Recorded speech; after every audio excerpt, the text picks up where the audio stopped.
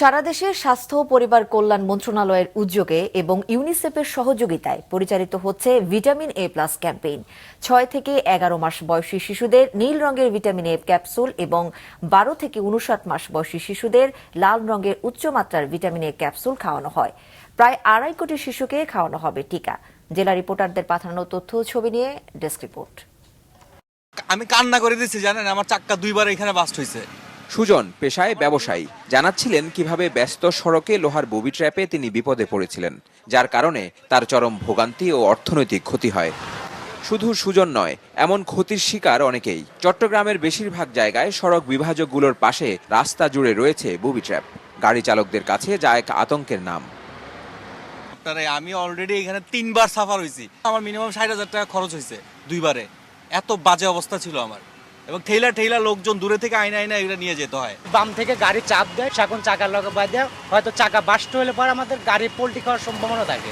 এই রাস্তা থেকে যে লুকা আছে এটা ক্ষতি করে চাকার পাশে দিয়ে যদি রাস্তায় আপনার ওই গাড়ির চাকায় যদি বাজে তাহলে চাকায় হঠাৎ পাংচার হয়ে যাবে। জ্যামজটের কারণে যখন রাস্তা গাড়ি বেশি হিজিবিজি হয়ে যায়, তখন একটা গাড়ি অন্যটাকে চাপ দেওয়ার কারণে গাড়িগুলো অ্যাক্সিডেন্টের সম্মুখীন হয় আর কি। সড়কে এসব লোহার ট্র্যাপ বসিয়েছে মূলত এর নির্মাণের দায়িত্বে থাকা চট্টগ্রাম উন্নয়ন কর্তৃপক্ষ সিডিএ। 5 বছর আগেই এসব সড়ক চট্টগ্রাম সিটি কর্পোরেশনকে বুঝিয়ে দেওয়া হয়েছে জানিয়ে এ নিয়ে আর কথা বলতে রাজি হয়নি তারা। অবশ্য সিটি কর্পোরেশন লোহার ট্র্যাপগুলোকে দুর্ঘটনার কারণ হিসেবে মানতে রাজি নয়। সড়ক বিভাজকগুলো রক্ষার উদ্দেশ্যেই এগুলো সিডিএ দিয়েছে বলে মন্তব্য সিটি মেয়রের। লোহাগুলো যেটা রাস্তার সাথে সাথে দেওয়া হয়েছে, এগুলো আসলে যেহেতু আমাদের মিড আইল্যান্ড আছে, অনেক সময় গাড়ি মিড আইল্যান্ড ভেঙে ফেলে, ওটাকে প্রিভেন্ট করার জন্য আসলে দেওয়া হয়।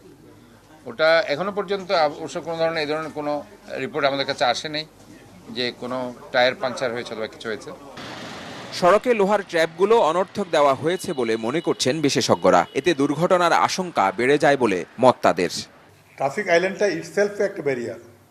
এই ব্যারিয়ারকে যে ড্রাইভার তার ক্ষতি হবে এটা মানতে না পারে, সেই ড্রাইভার এটার উপর দিয়েও চালাবে।